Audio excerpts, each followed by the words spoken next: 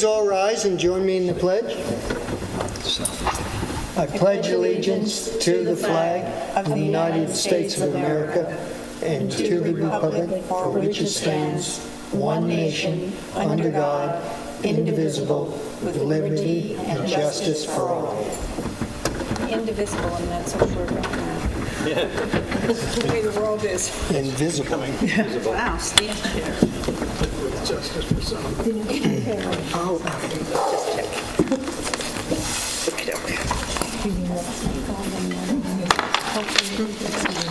Next week, okay. So, Well, I welcome you all to this November 20th meeting. The Board of Trustees. And as always, we have public comment in the beginning, so Mr. Greven, you're the sole signature here. Charge and bellow.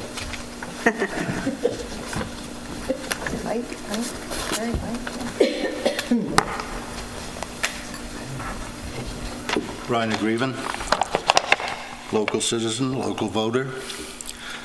I will be very brief. We have had a historic decision recently in the Supreme Court, Riverhead. It's all about zoning, and it's all about the historic district.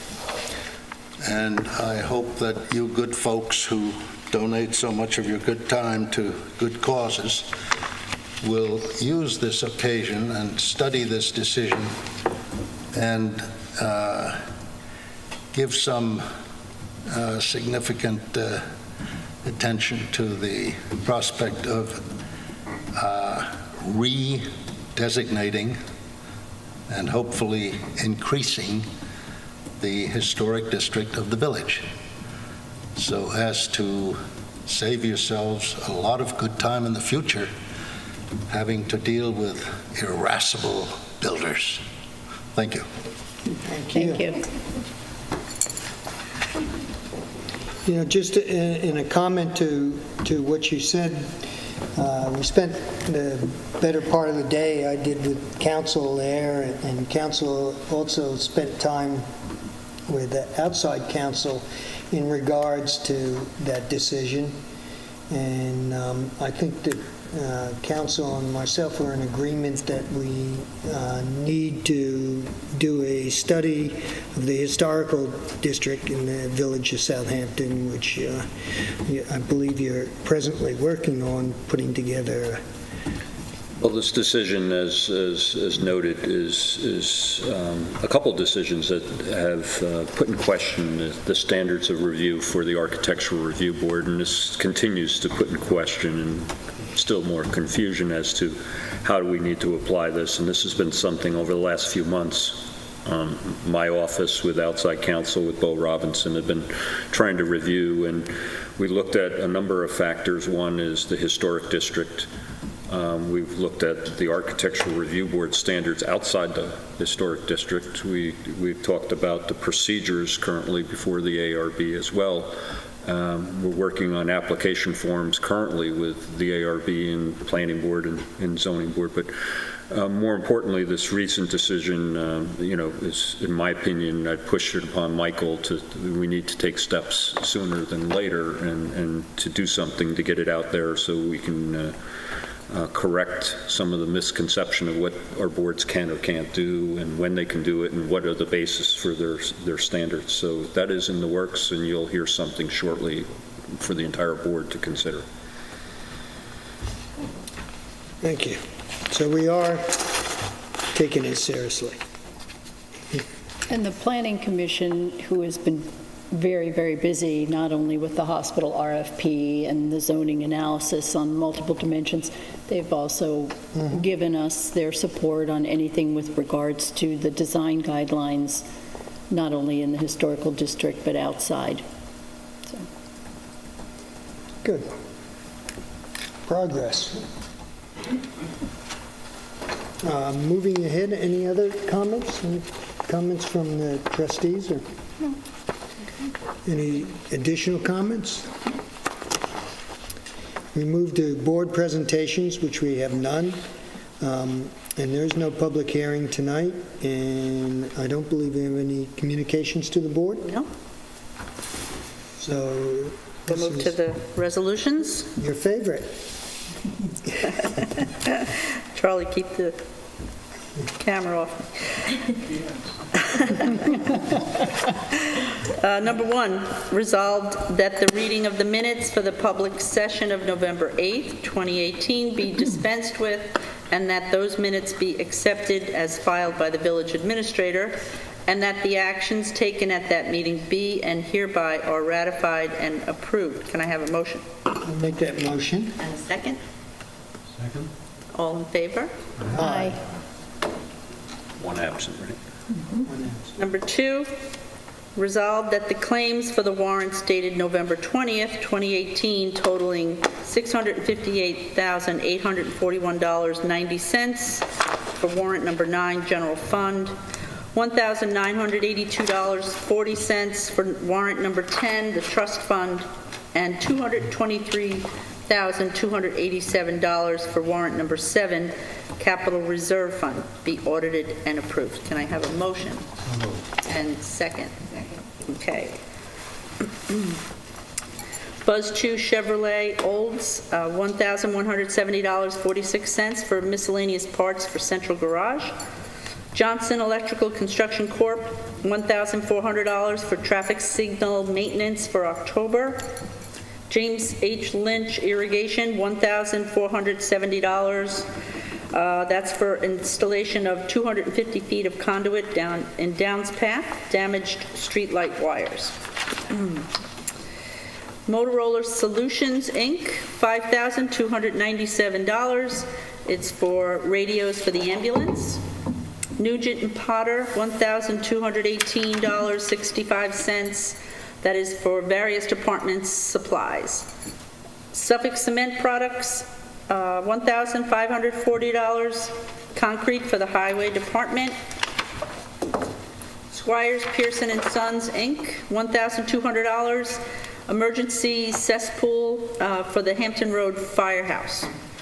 Otis Ford, Inc., $9,439.11. So various repairs on police department vehicles, also an ambulance repair. New York State Employees Health Insurance, $342,826.74. November premium. PSEG Long Island Collection Services, $4,208.92, the electric bill. Rapid Recovery Towing, $2,950, towing for the police department. Robinson and Robinson, $20,340. Billing, ARB, the billing period is from June 1st to September 4th, 2018. Braun Marketing, $1,020. That is for the fall 2018 newsletter. Pine Barrens Printing, $2,113. The bulk of that is for the 4x4 2019 permits and miscellaneous stationery envelopes. And by the way, the 4x4 2019 permits are in and available. Fundamental Business Services Court, $7,872. That's for the parking tickets billing in the Justice Court. New York State Municipal Workers' Comp Alliance, $216,878, and that's installment payments for workers' comp.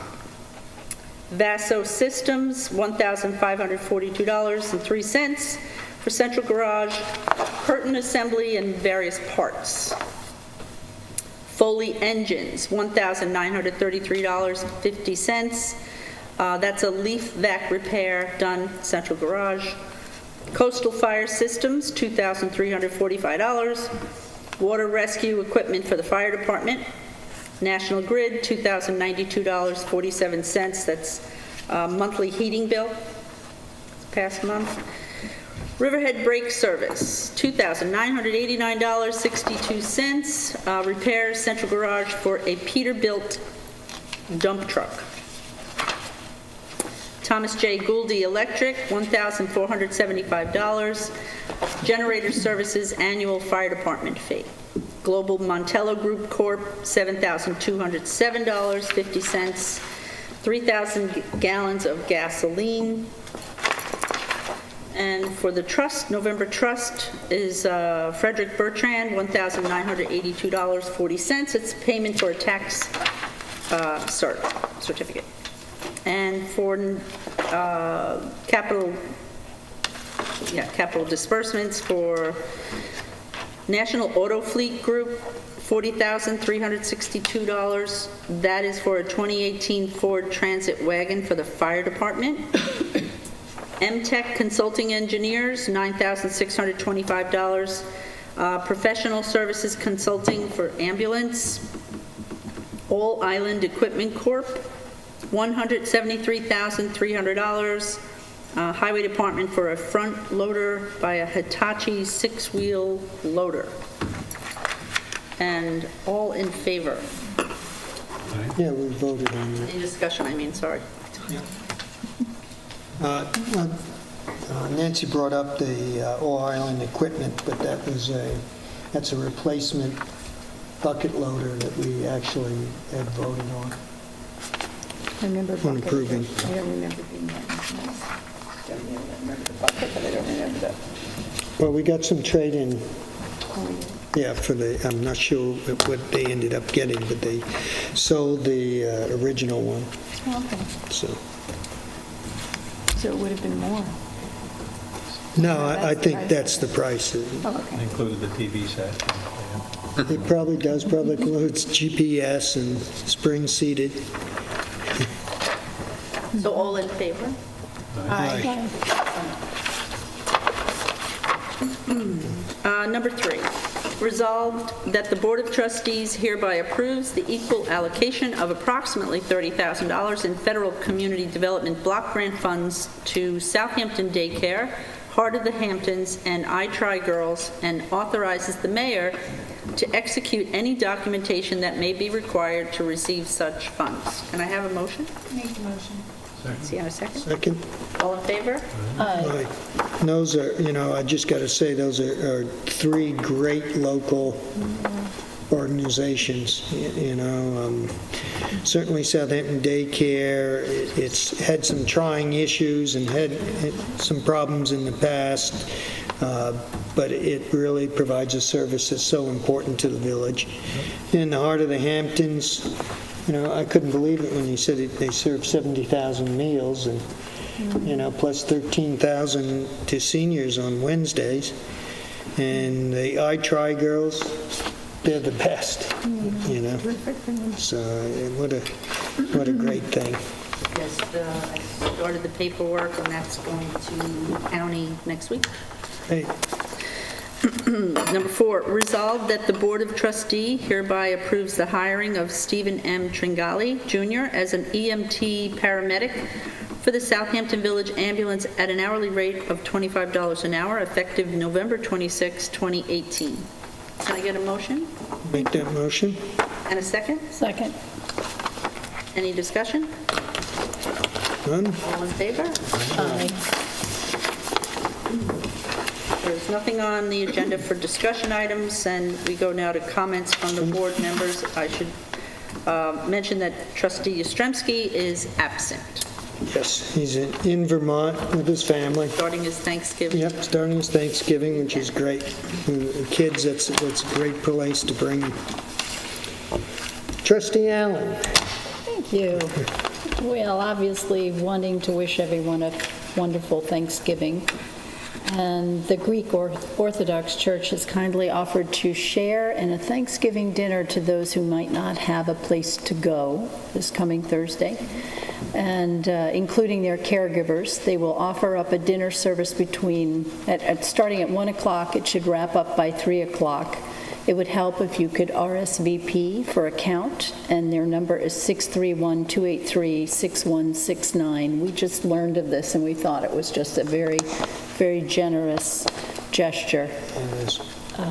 A few other events that we thought would be of note, obviously the Parade of Lights this Saturday, November 24th. And our own village hosted, along with the Rogers Mansion Senior Holiday Party, is on Wednesday, December 12th, starting at 2 o'clock. There will be snacks and some nice caroling, a visit from Santa, so hopefully everyone's been behaving. And That is where? that's going to be at the Southampton History Museum. Oh, good. And so it's an opportunity for seniors to have their picture taken as well. And a big thanks in advance to Judy Johnson and Nicole Hart for making this happen. Judy seems to be everybody's favorite high school teacher, and as I always refer to her, she's a Energizer bunny on steroids. Unbelievable. But if you'd like to attend that, please RSVP to either Lori Collins or Nicole Hart. Their number is 631-283-2494, extension 200. And just an early heads up for our first ever Youth Career Day. It's targeted to upper-class high school students, juniors and seniors, as well as individuals who are currently attending college.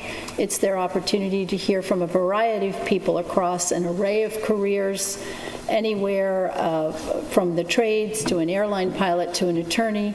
Many got their start here, many were educated here, and they make a living here, and a good one, and we hope to whet people's appetites on what is available, as well as have our panelists inspire our next generation as they figure out what they would like to do when they grow up, which many of us are still trying to figure out, too. It's great. And that's Wednesday, December 19th. We'll have a flyer go out shortly, starting at 3:30 right here at Village Hall. I have an excuse, I just never grew up.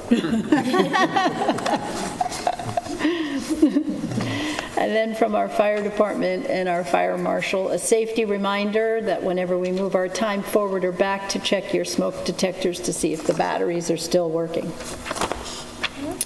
Yeah. Well, thank you. And happy Thanksgiving. Sure, we can do that, Justine. So, and you. Kimberly Allen and I have discussed, I guess you have had several phone calls regarding problems with deer in the community, and we both spoke with Michael, who's here. We're making some progress. I'd love if he could come up and sort of fill everybody in on what seems to be happening in the village.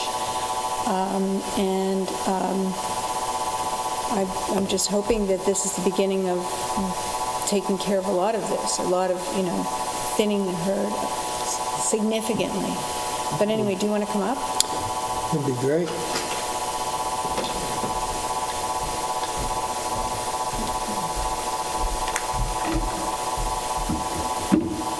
Mayor, trustees. So, the past couple of weeks, I've just been evaluating the village, looking over community preservation properties, village-owned properties that we have.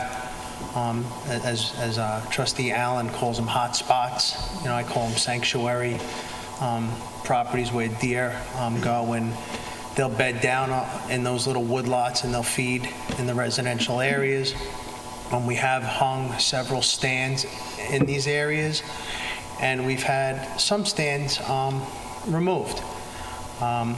So I've been keeping an update with Mayor Irving pretty much regarding everything that I've been doing in terms of the properties that I'm on, as well as how many deer we have taken. We are limited based on participation.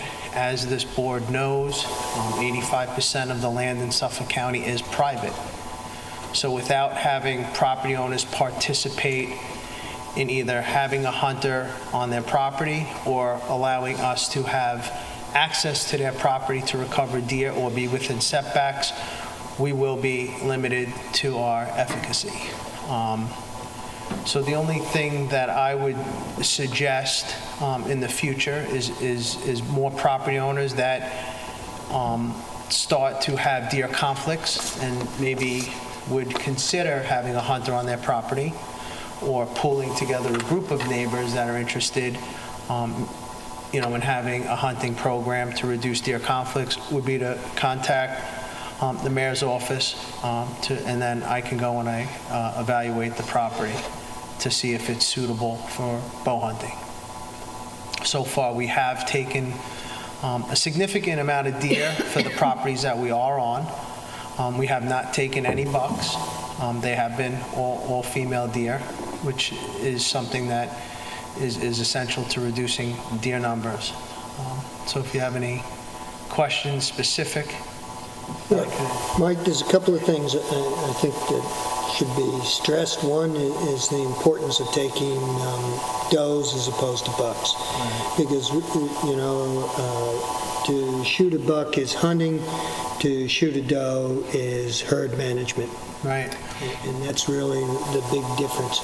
The other interesting thing that you, in our discussions, have sort of alluded me to is a lot of the deer fencing that was put in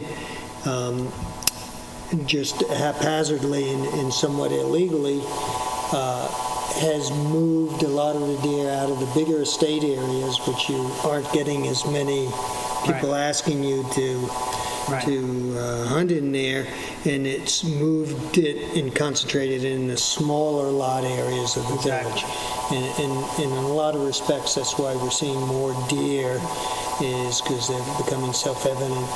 They don't have the hides. Right.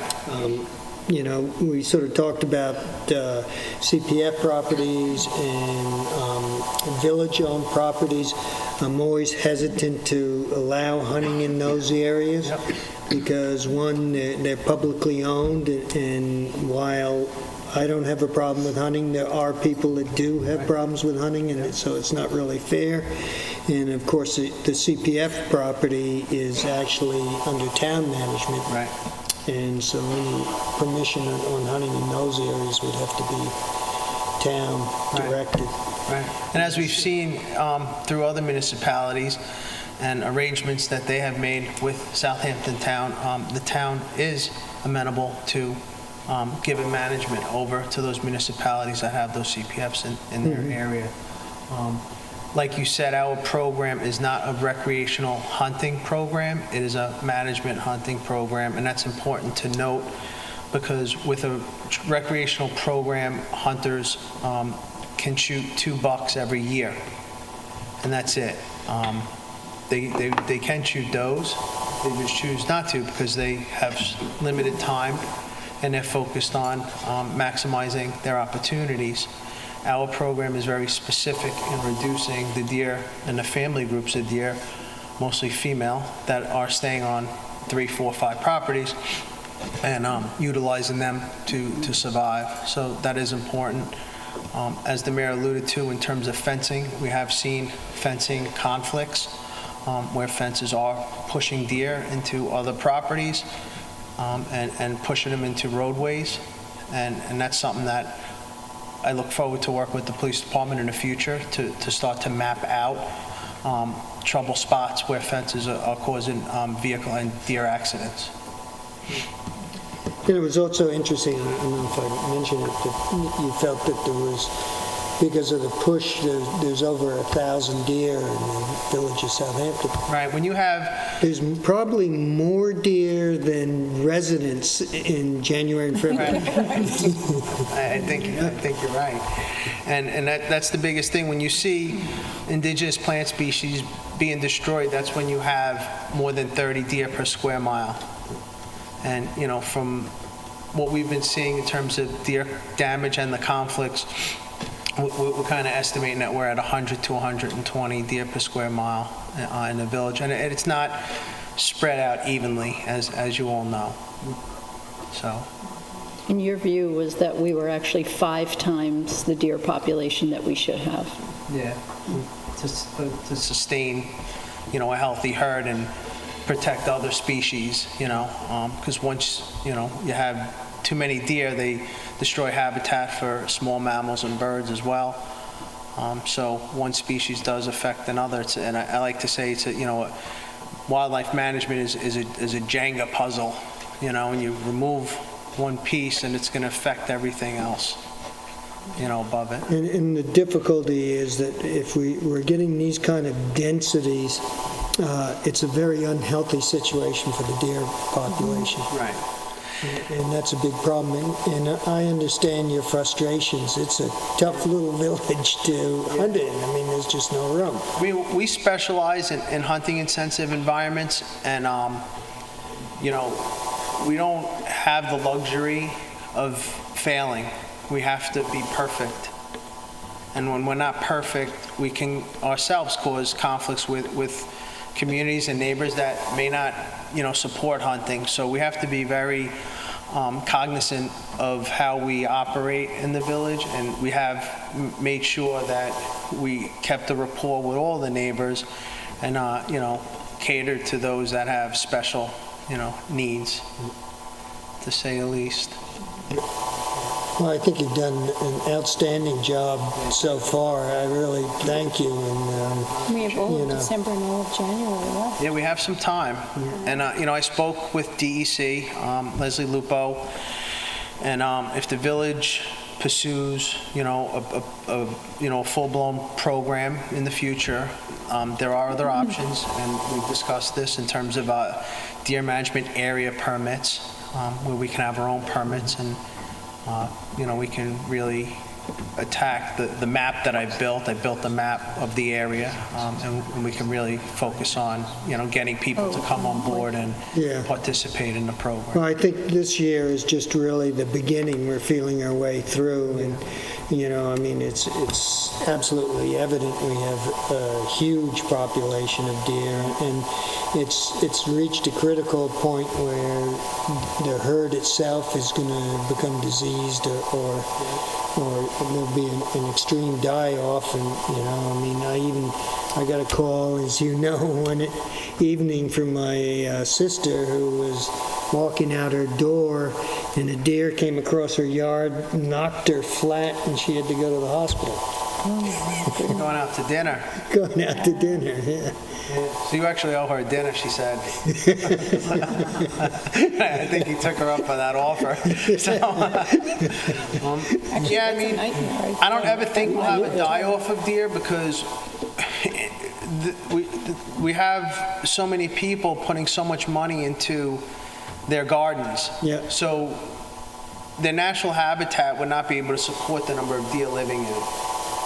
We put our homes in, and we put the plants in that now support them being able to live in smaller woodlots with a higher density. Carrying capacity would kill off if it was one too many deer to support its nutritional needs.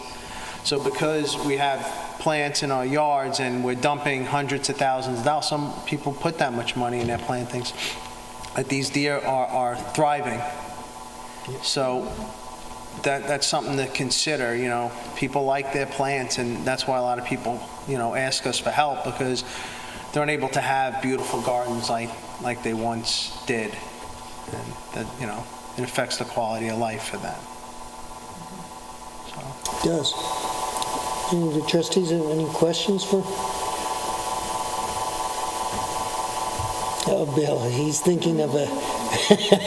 Back in the late 50s, there was a tape that I bought by Tom Lehrer, and it probably has 12 or 14 of the funniest songs on it that you've never heard.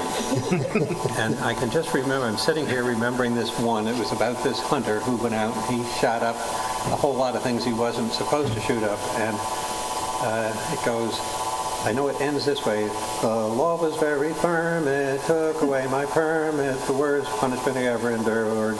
It turns out there was a reason, cows were out of season, and one of the hunters wasn't insured. Now there's 10 stuffed heads in my trophy room right now, 2 game wardens, 7 hunters, and a purebred Guernsey cow.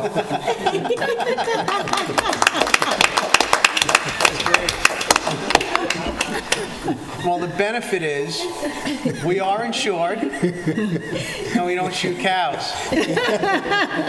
Our program is very specific. You were supposed to sing that response, Yeah, that's not going to happen. I don't have the skills or the talent. Trustee Hattrick does.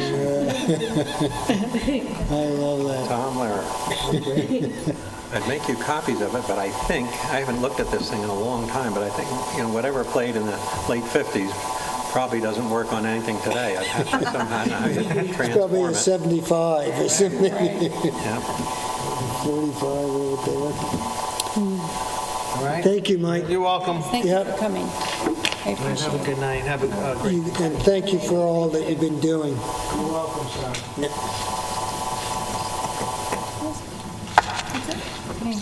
Oh, I know, it isn't. I want to wish everyone a very happy Thanksgiving, and I'm very excited to see the Christmas trees being put on the street, and so I guess it will be Saturday they'll all be lit. They're beautiful, they're so large. I just am very excited about it. It looks nice. It's coming around, It's exciting. yeah. What I hope is, no, one bit of, what I hope is good news, Ken Z has had some, fairly serious surgery, Yeah. but he's hopefully coming back tomorrow from, I think, 3 stents in his aorta or something close to that, so let's hope. And he's still pouring it on at age 80. Anyhow, could you hand each person, take one of these, Okay. give one to Julie as well as Wayne. Now, you heard me telling Dan last week about my love affair with Ron's Wost. Oh, yeah. Yes, that's why I was giving one to Julie, but here. You need to put it on the screen? Oh, I don't know. The second page that's more interesting as far as that's concerned. I don't know, in case somebody, keep that in case somebody sees the thing and wants a copy of it. But anyhow, I made up copies for the ambulance department.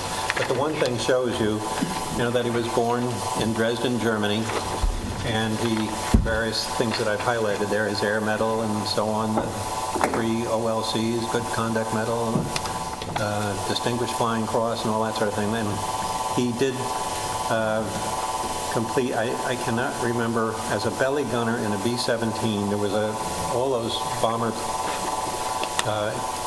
airmen, I think if you survived 25 or 26 missions, you were allowed to retire, and he did. And I told you the story about him ending up in a field in England, that his plane just made it across the channel, and some English National Guardsman saw the name Hans Vogt on his uniform and was about to put him away, and he persuaded him. He was American. The other thing, for the ambulance department, I think it's really fascinating, and this is what I wanted to give Dan, is this thing. Hans gave me this, and somehow it took a shine to me. Maybe he thought I was born in Bremerhaven or something, but in any event, this is back in October 1979, and he was trying to drum up money to buy a new ambulance, because in those days, if they wanted one, they had to buy it themselves. And I think there was a great day in the village somewhere before I got on the village board, where a big thing happened, that the village would let him take gasoline for the ambulance from the village thing. That was a big deal, that he didn't have to buy his gasoline anymore. But just to see these names, the Lloyd Smiths and Virgil Sherrill and Freddie Mulatto and all that sort of thing, and Brownlee Curry. And you go over to page 2, and he raised $30,200, and I don't know what an ambulance cost in those days, but for all his stubbornnness or whatever, I wish there was a better word, he put in 40 years, and I know I once figured out that it looked like he probably held the record in New York State for ambulance calls. And certainly for a volunteer, he holds the record in New York State. I don't think there's any question. And his wife wasn't that far behind. She was an EMT, and she was as sweet as he was dour. But he had a real twinkle to him, and that somehow I couldn't get over the fact of what he had done and what he got suspected of and all that sort of thing. But he was a great guy. Anyhow, that's the end of my stuff. That's my contribution to the historic district. Well, it kind of shows what they look like. They were like big station wagons. Yes. Yeah, I think they were just a standard station wagon. It looked like it was a little longer than a station wagon, with a light on the top. Well, first, Probably back then, that was probably what one cost. That might have been the full cost. That I just can't. it may have been less. That's right. Well, he was probably suspected of over-collecting. But I know he used to have all kinds of hamburger cookouts and so on like that. And he would work tirelessly just to raise money for the ambulance, because nothing was on the village. And it didn't matter, I told you, the gurneys, but whatever else they had, which, of course, they didn't have a drug problem to worry about in those days, but that was in the mail. But And I don't think they could administer oh, drugs God, back then. no, I don't They think so. just picked up people and ran them over to the hospital. Anyhow, that's, Thank you. Thank you. Yeah. It's chilling, the history, though. When you read this and you realize he was an aerial gunner, what he must have experienced. Right. yeah, Particularly a belly gunner, and it was yes. You know who's the other, More you know who pleasant ate place. a tail gunner that you all probably knew more like a trophy senior? Was a tail tail gunner gunner. and that sort of thing, and survived. I think he was in the Pacific Theater. Really? Oh. And my brother, a missionary, spent 39 years in Japan, at least 20 of which he was in the city of Nagasaki. And he used to tell me some of the damnedest stories of, the hangover from that little thing. But anyhow, that's better forgotten. Yeah. That's it. Hopefully never seen again. I just want to wish everybody a happy Thanksgiving and a safe one. And we got a whole bunch of holiday happenings here. And Julie, I think you have if Charlie can zoom in on that, there's some of them.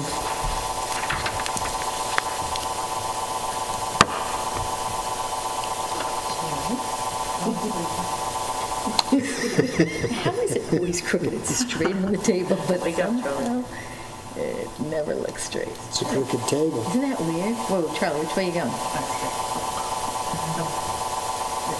Yep, Down, which way though? Look at it. he's got it. Yeah. Charlie never misses a beat. I've never seen him sleep. Done.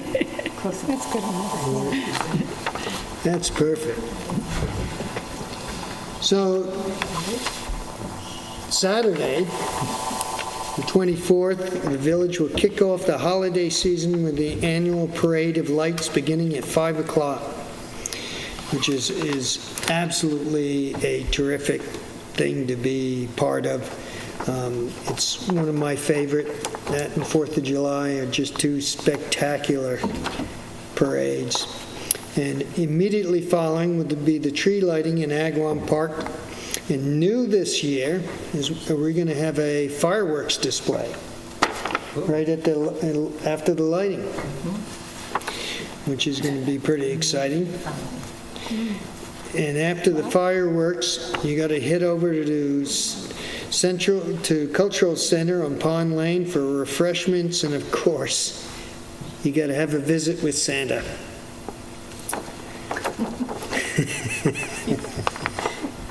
That's for you, Bill. No, Bill hasn't been behaving, so he can't go. And making all this happen, I want to wish a very special thank you to our Christmas Decoration Committee and for all their work putting this annual event together. Also on Saturday, the Chamber of Commerce will be hosting horse and buggy rides from 12:30 to 3:30 p.m. in front of Village Hall. That's the 1st of December. Yep, This Saturday also. Oh, it is the 2nd. both.